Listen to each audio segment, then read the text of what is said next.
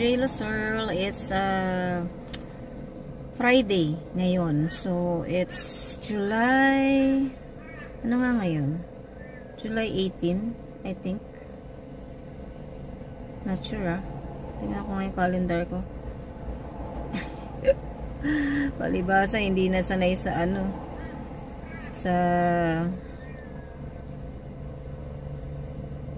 It's 18 today.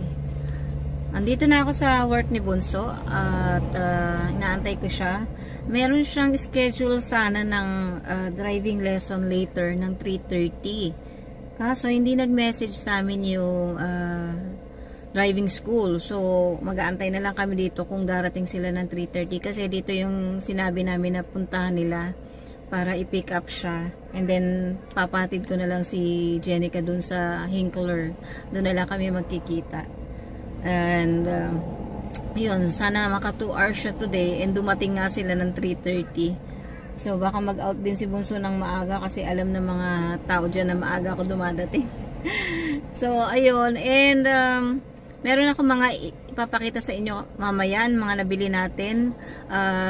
Namili kasi ako kaninang umaga ng mga wala natin, mga empty natin na ano, like mga drinks at saka ilang canned foods, tsaka ano pa ba, mga pagkain ng pusa, ayan, pagkain ng bird. So yun, and hopefully yan, maraming matutunan si Bunso ngayong araw na to sa kanyang driving lesson sa Dughes, D-U-G-H-E-S kami nag-book. Hindi ko alam kung paano siya i-pronounce, kung Dughes or Dages. So yan din yung nagturo sa akin before bago ako mag-take ng exam. So magaling si Jason tsaka si I forgot yung name ng asawa na, si Linda. Yan. So antayin ko lang si Bunso, update ko kayo kung ano mangyayari mamaya. And baka maglibot tayo sa Hinkler kasi magpapalipas tayo ng oras. So I'll see you later, guys. See you. Oh, by the way, this day din kagabi nag-message sa akin yung tita ni Kakoy. Yun nga na pinakita niya sa akin yung picture na medyo tumitirik yung mata ni Kakoy. Sabi ko, as of now wala akong maitutulong kasi talagang zero budget ako. As in lahat ng naka-budget na, wala akong extra talaga. And yung napadala ko for them this month, wala na yun. Napadala ko na sa kanila, nakapag-grocery na nga siya. So, sabi ko, baka may mahingan siya ng tulong, kailangan nilang dalhin si Kakoy sa hospital para malaman kung ano talaga yung problema. So, nakita nga nila, ngayon, nag-message sila sa akin, naka-dextrose na si Kakoy at nilagyan ng para makakain siya. And then, yun, nagkaroon ng mga laboratory tests and blood tests, nga ganun. And na-find out nila na merong infection sa dugo si Kakoy. And kailangan nilang lagyan ng tubo. Kaso hindi pumayag yung tita ni Kakoy kasi nga sobrang payat at saka talagang nangihina si Kakoy. So baka maging risk pa yung life niya pagka itinuloy nila na lagyan ng tubo. So mabuti na lang hindi sila pumayag. And as of now, hihingi tayo ng tulong sa iba kung sino pwedeng tumulong kasi kailangan nila ng additional finances or tulong para makabayad sila sa hospital at mga kailangan ni Kakoy as well. So hindi ko naman kaya dahil wala naman akong work at saka hindi naman tayo mayaman talaga. So isa rin din na tayo na nasa tamang lang. So sana matulungan tayo ng mga taong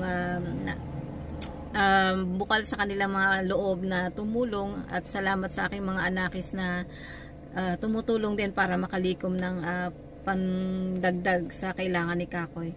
So maraming salamat sa mga tumutulong, lalo sa tita ni Kakoy, si Sandy. Salamat sa iyo, and sana mag-iingat kayo and sana maging okay si Kakoy soon.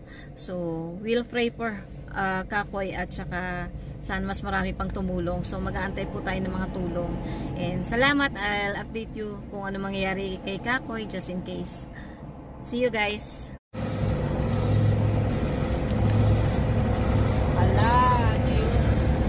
Ang ganda mo dyan, May. Ay! Ang ganda mo dyan, oh. Ang ganda mo dyan. Oh, nahanap ka na si Jason yan.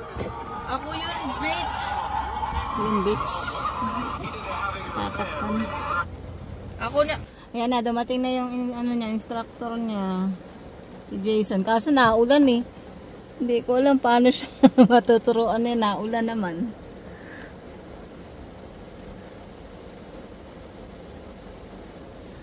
Ayan yung nagturo sa akin before ako nag-exam, nag-test. Si Jason. Hindi ko sila mapipicturean. Gawa ng naulan. Grabe kasi lakas ng ulan guys. So makikita na lang kami doon sa Hinkler. Sabi ko sa Hinkler na lang siya ipaparada. Para... So tuturuan mo na yan ng mga basic steps about the car. Tapos, tatanungin yan siya kung tawag dito, tatanungin yan siya kung marunong na ba siya mag-drive, kung nakapag-drive na ba siya. Umuulan, ang malas naman ng ng drive niya. Sana huminto yung ulan. Ayan. So 1 hour lang pala yung booking niya. Akala ko 2 hours.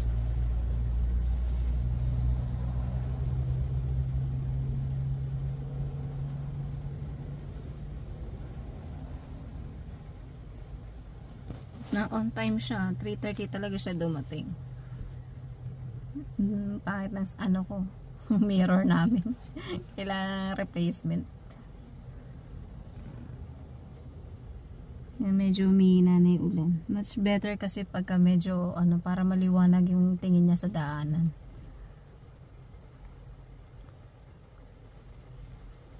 So kinakausap yan, inaalam kung malabo na pag sobrang lapit. Hindi ko sila makikita.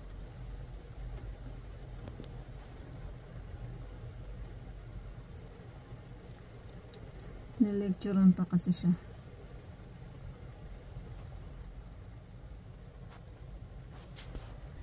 Update ko na lang kayo mamaya. Maglilibot muna tayo sa Hinkler. 1 hour lang naman. So, kikita rin kami magad. Aalis na sila.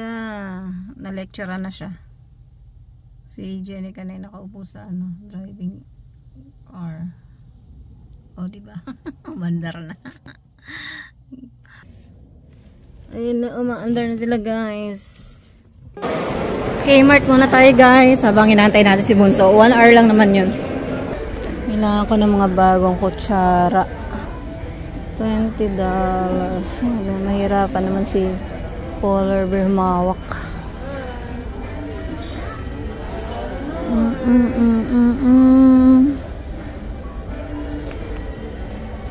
Ibang kutsara, yun lang. Ito na yung iba eh. Ayan. Ito. Yan lang talaga yung kulay niya.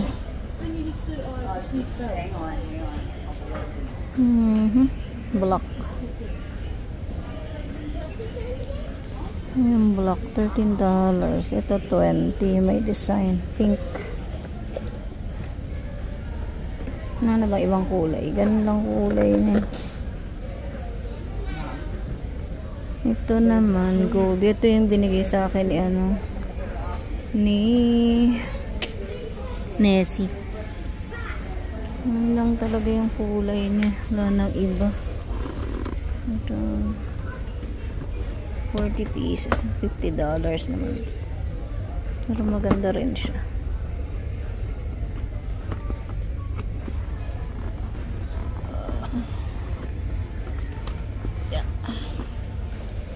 Ito na lang din kaya kunin ko.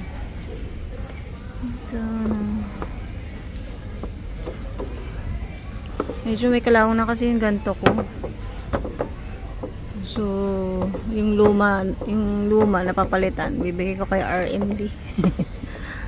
Ito na lang sa akin. Ayan. So, ito lang naman kailangan ko. Tapos, titingin ako ng yung ni Starries.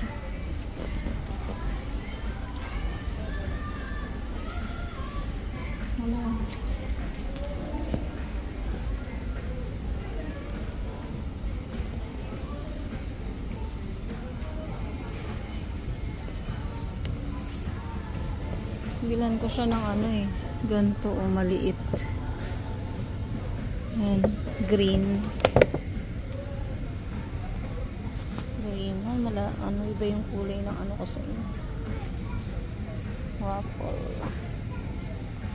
Tingin din tayo na rice cooker. Kasi bala kong palitan yung rice cooker ko. Ito yung mga normal na rice cooker. Ito yung maganda. Wala siyang display. Ito. Pwede na kahit ano. How much pa yan? Wait, tingnan natin. Hi guys, bahay na tayo. So yung mga nabili ko kahapon. Ito, hindi na ako nakapag-update kasi. So yung mga kutsara. Ayan. Tapos binilang ko nga si Staris ng kagaya ng sa akin na ano, panggawa ng pit ng yan, ang ganyan. Pero kulay blue ata yung kanya. Tapos ito yung mga pinamili ko. Yung mga dilata, ayan. Yung spam nalagay ko na sa box. Papadala ko kasi yun sa ano. Tapos ano pa ba yung binili ko kahapon? Milk. Ayan. Tapos mga frozen. Ngayon ito yung grocery ko. Ayan. Tapos pagkain ng pusa. Ayan. So baba natin. Marami-rami. Dalawang bread kasi masira na yung dalawang bread doon. Tapos avocado. And rice. The rice. Sili ako nito. Nagtsatsaan na ako. And biscuits ito. Oreo. Iba-ibang flavor. Meron bago. Selena Gomez. Tapos donut namin yung bunso. Ayan. Bili ako chocolate. Tapos pagkain ng pusa. Ayan. Wala ko ng chicken broth. Ayan. Apple.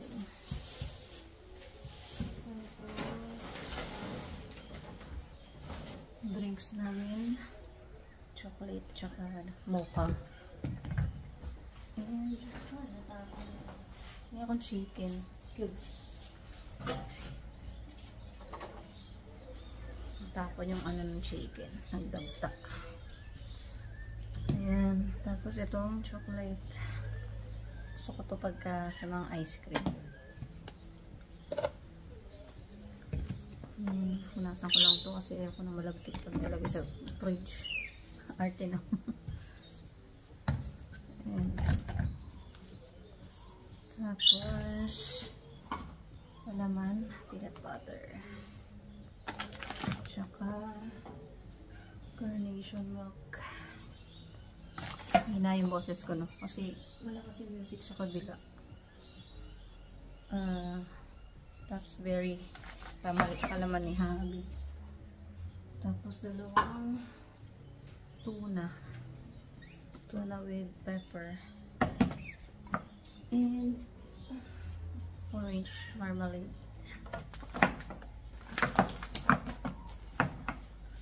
Ay, madami yan, maybe. Wait lang. Ayan.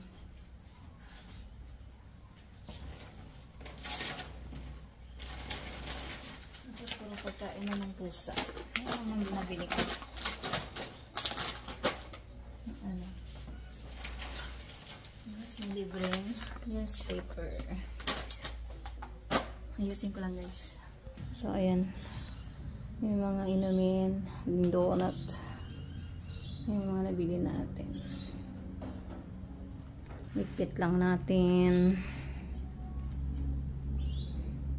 May nabili nga pala akong ano, sale ng mga chocolates. Ayan. So, pang ano natin, nilalagay ko dito sa box. Yan.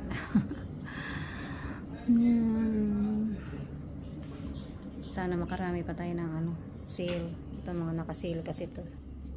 Nandito sa Sunshine guys. Ayan. Nisilip na si Coco. Nagla kasi tumisigaw. Sunshine! Ayan si Sunshine. Yan lang yan napunta ang bukod tayo, napunta sa veranda namin. Ayan, tinatawag ko Sunshine.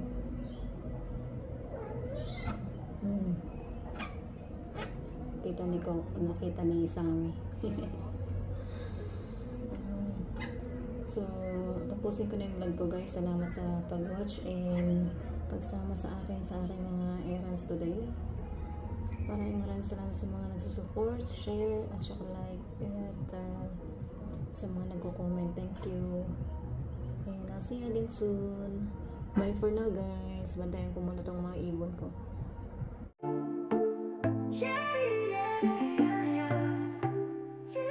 Sa gitna ng pandemya, YouTube ang naging daan. Nakilala ko si Mami J-Lo, totoo't walang kulang. Strikta, di basta-basta nagpalusot, pero partahan ng usapan, di kailanman umiiwas sa sagot. Bawat salita, may bigat at katotohanan. Pag kang magsalita, pero laging may laman. Hindi takot sabihin ang nasa isip niya, pero sa likod ng lahat ko sila kung puso niya. Si Mami J-Lo, matapang at totoo.